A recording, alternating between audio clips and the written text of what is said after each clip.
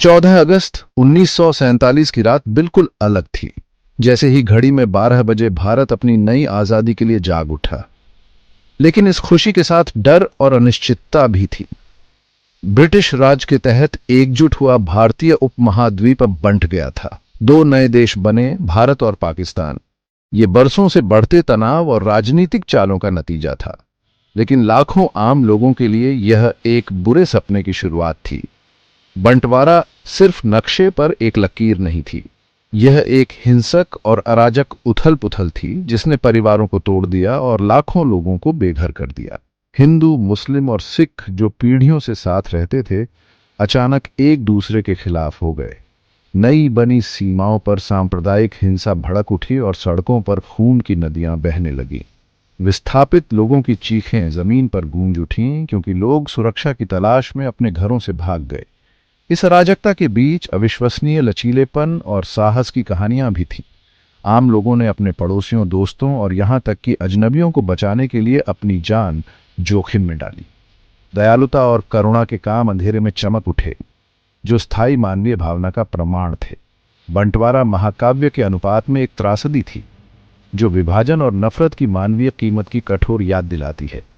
फिर भी इसने मानवीय करुणा की गहराई और शांति और एकता की अटूट इच्छा को भी प्रकट किया। बंटवारे को समझने के लिए हमें ब्रिटिश राज के दिनों में वापस जाना होगा। 2 शताब्दियों से अधिक समय तक ब्रिटिश साम्राज्य ने विशाल और विविध भारतीय उपमहाद्वीप पर शासन किया। वे अपने साथ अपनी भाषा, अपने कानून और शासन के अपने विचार लाए। फिर भी व्यवस्था की आड़ में विभाजन के बीज बोए जा रहे थे। अंग्रेज अक्सर फूट डालो और राज करो की नीति अपनाते थे, जिससे मौजूदा धार्मिक और सांप्रदायिक तनाव बढ़ गया। उन्होंने धर्म, जाति और जातीयता के आधार पर लोगों को वर्गीकृत किया। इसने विभिन्न समुदायों के बीच अलगाव और अविश्वास की भावना को हवा दी। उसी समय भारतीयों की एक नई पीढ़ी उभर रही थी।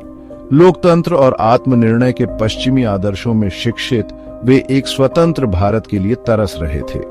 राष्ट्रवादी आंदोलन उभरे, जिन्होंने औपनिवेशिक शासन को समाप्त करने की मांग की। महात्मा गांधी, जवाहरलाल नेहरू और सरदार वल्लभ भाई पटेल जैसे नेताओं ने जनता को एकजुट किया।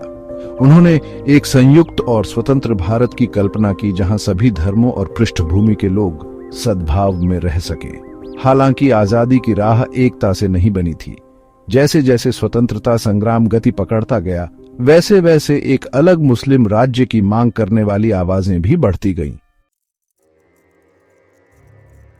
1906 में स्थापित ओनल इंडिया मुस्लिम लीग मुस्लिम राष्ट्रवाद की आवाज बनकर उभरी। इसके नेता मोहम्मद अली जिन्ना ने शुरू में हिंदू मुस्लिम एकता और एक संयुक्त भारत की वकालत की। हालांकि मुस्लिम हितों के प्रति कांग्रेस पार्टी की उपेक्षा से वह निराश हो गए। जिन्ना ने तर्क देना शुरू कर दिया कि मुसलमानों को एक अलग मातृभूमि की जरूरत है, जहां उनके अधिकारों और पहचान की रक्षा की जाएगी। 1940 के लाहौर प्रस्ताव ने एक महत्वपूर्ण मोड़ दिया। इसने औपचारिक रूप से भारत के उत्तर पश्चिम और पूर्व के मुस्लिम बहुल क्षेत्रों में एक स्वतंत्र मुस्लिम राज्य पाकिस्तान के निर्माण की मांग की। यह मांग कई कारकों के जटिल मिश्रण से प्रेरित थी। धार्मिक पहचान, आर्थिक असमानता, राजनीतिक हाशिए पर होना और एक स्वतंत्र भारत में हिंदू बहुमत के प्रभुत्व का डर। पाकिस्तान के लिए मुस्लिम लीग का आह्वान कई मुसलमानों के साथ प्रतिध्वनित हुआ, खासकर उन प्रांतों में जहां उन्होंने बहुमत बनाया। एक अलग राष्ट्र के विचार ने उन्हें आत्मनिर्णय का वादा और अपने भाग्य को आकार देने का मौका दिया।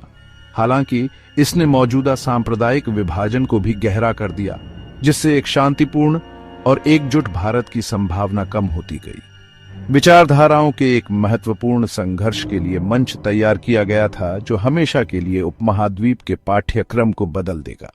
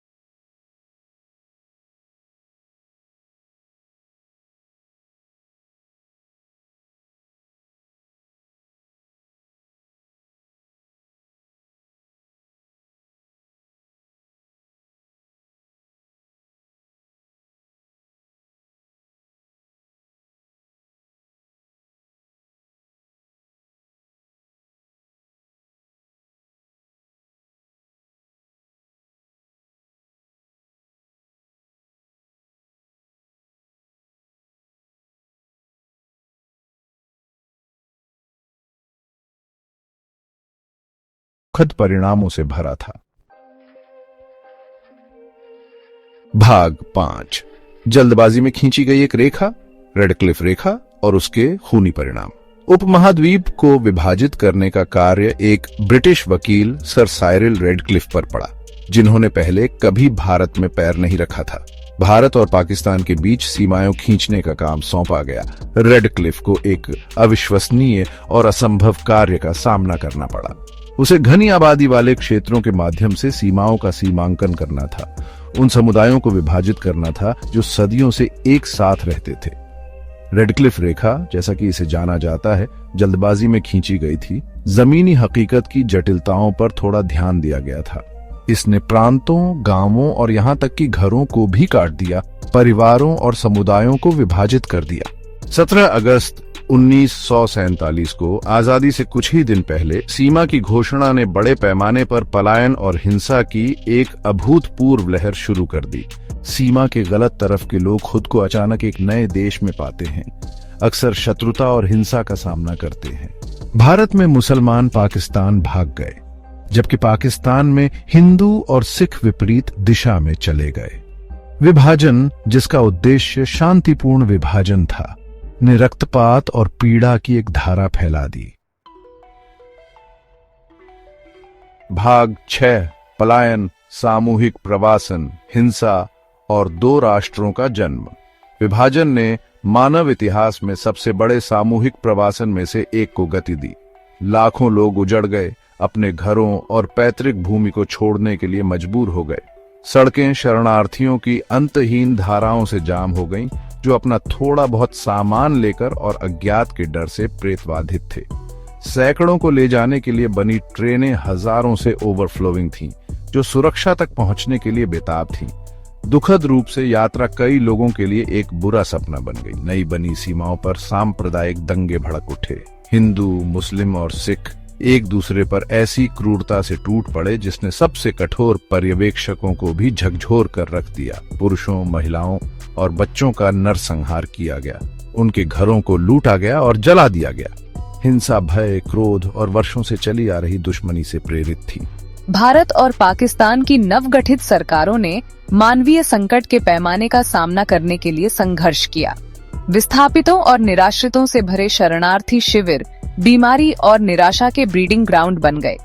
विभाजन ने दोनों राष्ट्रों के मानस पर एक अमिट निशान छोड़ दिया, जो विभाजन और नफरत की मानवीय कीमत की याद दिलाता है। भाग 7। गांधी की शांति की याचना और उनकी दुखद हत्या। जैसे ही विभाजन की भयावहता सामने आई, शांति और अहिंसा के प्रेरक महात्मा गांधी खुद को बहुत परेशान पाया। उन्होंने भारत के विभाजन का विरोध किया था, ये मानते हुए कि हिंदू और मुस्लिम सद्भाव में रह सकते हैं। उन्होंने दंगों से प्रभावित इलाकों का अथक दौरा किया, शांति और भाईचारे की अपील की।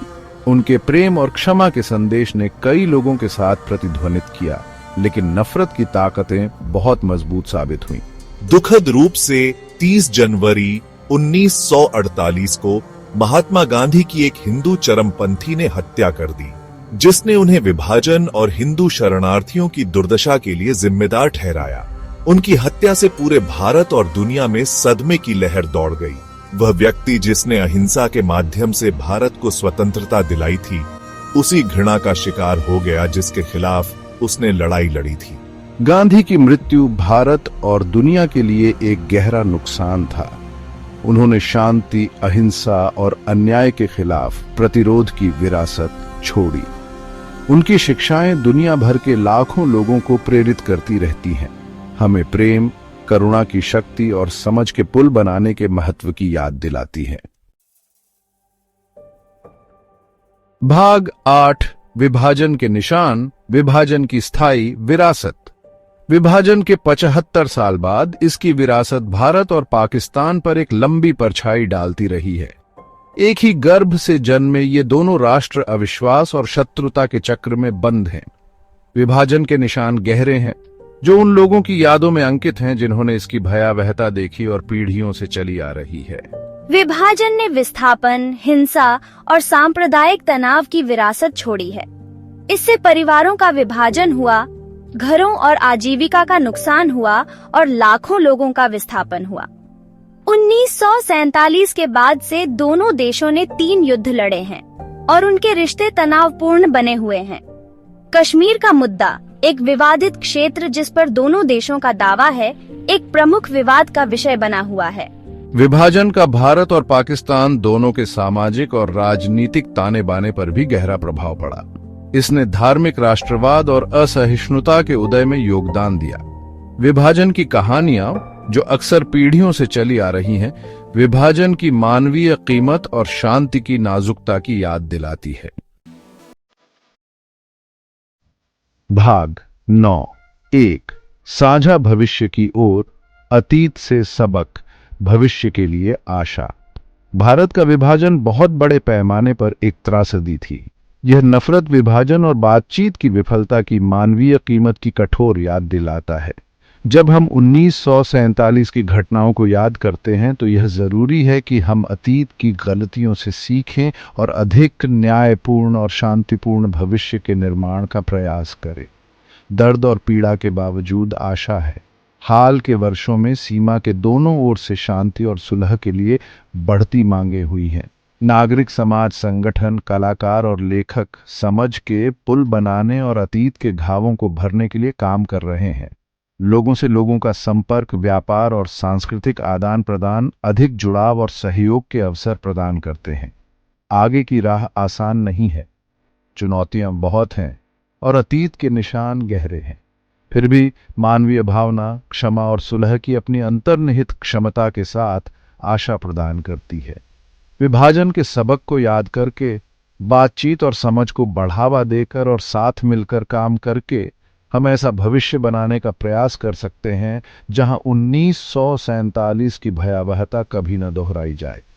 एक शांतिपूर्ण और परस्पर जुड़े उपमहाद्वीप का सपना, जहां सभी धर्मों और पृष्ठभूमि के लोग सह अस्तित्व में रह सकें और फल फूल सकें, जीवित है। ये एक ऐसा सपना है जिसके लिए प्रयास करने लायक है। एक ऐसा सपना जो उन लोगों के बलिदानों का सम्मान करता है जो हमसे पहले आए थे और आने वाली पीढ़ियों के लिए आशा प्रदान करता है।